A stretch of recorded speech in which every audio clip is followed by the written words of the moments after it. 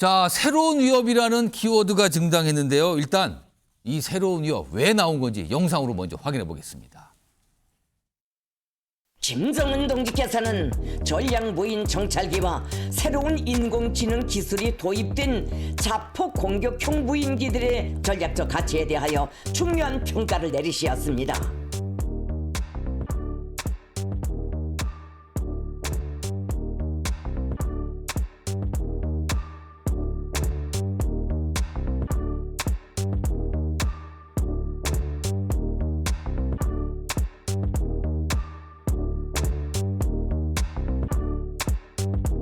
특히 이런 자폭 드론의 운영 능력 같은 것은 현재 지금 쿠르스크에 가 있는 북한군들이 이미 이제 뭐 반년 이상씩 숙달을 하고 있지 않습니까? 그 병력들이 들어오게 된다면 더더욱이나 더 세련된 능력으로 위협을 가할 수 있는 상황이 되는 거죠. 당연히 우리 군의 입장에서는 또 어떻게 대비할 것이냐, 능력을 키워나가야 될 테고요.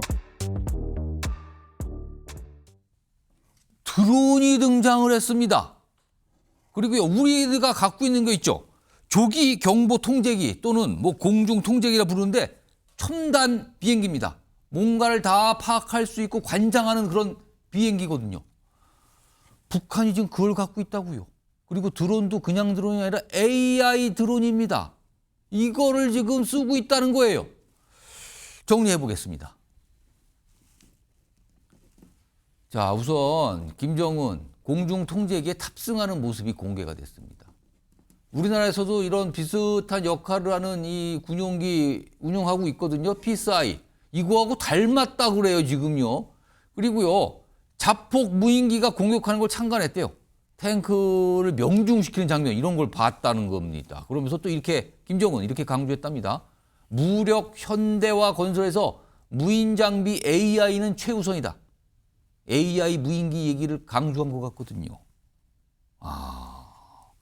그런데요, 지금 우크라이나 전쟁에서 포로가 된 북한군 2명 얘기가 많이 알려졌잖아요. 그때 그 포로들이 했던 얘기가 드론 얘기를 많이 했어요. 이거 좀 다시 한번 확인해 보겠습니다. 전투를 진행하면서 우리가 느껴본 건데 드론에 대해서 연구를 많이 해봐야 될 것 같아요. 드론에 의한 피해가 많았어요. 총으로 무인기를 격추하거나 좀 거도가 낮게 떠서 총으로 격추한 것도 있어요. 자, 김동원 대변인. 네. 특히 AI를 활용한 무인기, 지금 그걸 실제 사용하는 장면을 참관했다는 건데, 그렇습니다. 이거 네. 완전히 새로운 위협 같은데, 이 북한은 이미 우크라이나 전쟁에서 드론전 실전 경험을 한 거 아닙니까? 지금요? 그렇습니다. 네. 제가 99년도와 2000년도에 예. 이제 기자신분이었을 때 국방부를 출입을 했었습니다. 예. 그때의 무인기의 중요성이 많이 강조가 됐었죠. AI라는 단어는 아마 그때는 나오지를 않았습니다만은 무인기, 드론 이런 거의 중요성, 앞으로 현대전은 무인기에 의해서 상당 부분 지배를 할 것이다라는 얘기가 국방부 출입 시절에 얘기가 나왔는데 그게 뭐 현실화가 됐습니다. 15년 정도, 20년 정도 완전히 현실화가 됐는데요. 북한은 이미 우크라이나 참전을 해서 그 AI 무인기에 대한 학습, 물론 거기에 대해서 많이 또 사상을 당하고 그래서 희생은 됐지만 그러죠. 경험을 한 거잖아요. 그렇습니다. 이게 엄청난 경험이고요. 제가 어제 그저께 같이 국방부를 출입했던 지금은 이제 의원이죠. 유영원 의원하고 깊은 이렇게 대담을 할 일이 있었는데요. 제가 생각한 것보다 훨씬 더 심각성을 강조를 하더군요. 북한군의 고도와 지금 김정은의 입에서조차 AI 무인기, 드론 이런 것이 저절로 술술술 나올 정도로 북한군은 이미 한 단계를 건너뛴 고도화에 착수를 했다. 그리고 북한, 러시아의 연합 전력은 우리 대한민국 한반도 안보에 굉장히 큰 악재다라는 것을 이 국방 전문성이 있는 유영원 의원하고 대담을 통해서 얘기를 했는데요. 그래서 나온 얘기가 바로 현역 장성은 지금 파견이 금지가 돼 있죠. 예, 이거는 뭐 러시아에서도 그렇고 우크라이나에서도 그렇고 국제사회에서 반대를 하는 건데 그래서 나오는 얘기가 그렇다면 현역 장성이 문제가 된다면은 예비역으로 구성된 전원 분석단 이것은 우리가 지금 상황에서 꼭 필요하다. 왜냐하면 우리는 지금 드론 이런 것들이 연습만 했지 실제의 전투에 참여하지를 않았지 않습니까? 그런데 북한은 바로 우크라이나의 수천 명의 사상자를 낸 지금 뭐 4천 명이 죽었다 하는 얘기도 있습니다만 이미 고도화된 그런 현대전에 깊숙이 개입뿐만이 아니라 학습을 했다는 의미에서 예. 지금 이게 보통 문제가 아니다라는 것을 우선 말씀드립니다. 지금 AI 무인기도 아까 설명이 됐지만 조기 경보 통제기, 하늘에서 모든 걸 파악하면서 통제하고 관리하는 그런 군용기거든요. 이와 관련된 전문가 얘기 좀 들어보겠습니다. 적군의 비행기가 날아오거나 미사일이 날아오는 것을 하늘에서 탐지하는 거죠. 근데 이제 비행기 자체는 굉장히 좀 오래된 IL-76이라는 수송기로 쓰던 비행기였잖아요. 어쨌건 비행기가 겉만 갖춰진 것이 아니라 그 안에 김정은이 들어가서 여러 가지 그 모니터 화면 앞에 북한군들이 앉아있는 그런 모습을 쭉 둘러봤다는 거는 기능을 발휘할 수 있는 조기 경보기를 만들려고 노력하고 있구나라는 건 알 수가 있고요. 한미동맹의 공군 전력이 막강하지 않습니까? 그것을 사전에 탐지할 수 있는 그런 그 감시 자산이 필요했는데 조기에 발견할 수 있는, 감시할 수 있는 그런 태세를 갖췄다고 보면 됩니다. 물론 이제 그런 북한이 만들었다는 조기 경보기가 얼마나 성능이 있는지 이런 것들은 조금 더 확인이 필요하다고 보여집니다. 정기환 교수님, 지금 북한이 현대전 무기를 계속 개발하고 있다. 이건데 이게 좀 확인이 된 거예요. 북한 스스로 공개했으니까. 그런데 지금 앞서서는 러시아의 관계를 강화했죠. 그리고 지금 파병까지 한 상황입니다. 러시아로. 이런 대가로 무기 기술을 공유받고 있는 걸까요? 이거 어떻게 봐야 됩니까? 저는 그럴 가능성이 굉장히 높다고 보여집니다. 그러니까 결국은 오늘 그 김정은 위원장이 공중 조기 뭐 통제기라든지 또는 무인기 기술을 강조했단 말이에요. 예.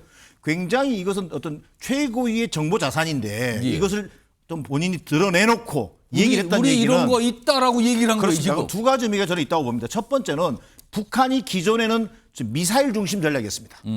뭐 대륙간 탄도 미사일이라든지 이런 미사일 중심 전략에서 이제는 좀 뭔가 첨단 기술을 활용한 비대칭 전력을 키우려고 하고 있다는 것을 보여주는 상징적인 사건입니다. 그리고 더 나아가서 그러면 그 배경에는 뭐가 있냐? 결국 러시아와의 군사 협력이라고 하는 것이 바탕에 깔려 있다. 결국 러시아의 기술 지원을 토대로 지금 일련의 이런 작업들이 이루어지고 있다고 보는 것이 어떤 상식적으로 보여진다. 지금 이미 러시아는 정제유라든지 또는 밀가루 등에 이어서 벌써 드론 등 재래식 무기의 현대화 작업을 지원하기 시작했습니다.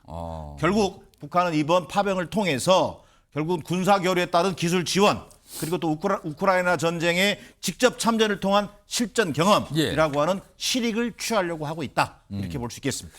이런 상황에서요. 지금 오늘 국방부가 나온 설명이 북한군의 추가 파병 얘기 설명이 좀 나왔습니다. 들어보겠습니다.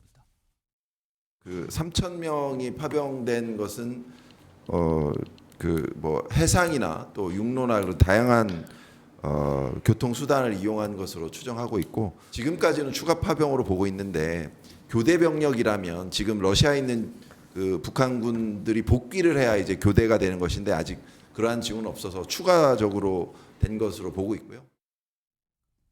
자, 김동원 대표님. 네. 지금 사실 우크라이나전이 마무리 단계 되는 거 아니에요? 지금 휴전 얘기 나오는데 추가 파병했다? 이거 어떻게 네. 봐야 됩니까? 바로 1차 파병에서 재미를 본 것이죠.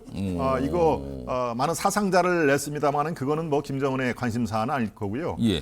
이거 파병을 해봤더니 국제사회에서 욕은 좀 먹어도 야 이거 쏠쏠한 이득이 있네. 말씀드렸다시피 이 현대전에 경험을 했다는 것은 지금 우리 대한민국 그 국방부에서는 굉장히 예의주시하는 사안 아닙니까? 예. 거기에다가 AI 무인기 지금 또 조기 비대칭 전략에 의해서 한국을 우리가 능가할 수 있다라고 하는 헛된 망상을 심어줬기 때문에 예. 이렇게 추가 파병 이렇게 추진하는 걸로 보여집니다. 정기환 교수님. 그런데 이게 파병된 북한군들이 월급의 4분의 3은 북한 당국이 가져간다 그래요? 혹시 이 파병 늘리는 것도 돈 때문일까요? 그렇게 봐야 됩니다. 결국은 이게 앞서 얘기한 것처럼 러시아 어떤 그 특수 이걸 극대화시키는 게 지금 김정은의 목표다. 그래서 군인들의 월급마저도 일부만 지급되고 나머지는 전부 지금 당국으로 회수해 가고 있습니다. 결국 이건 뭐냐면 참전 군인들의 희생을 담보로 해서 이 특수 이익을 극대화하면서 예. 결국 그 이익은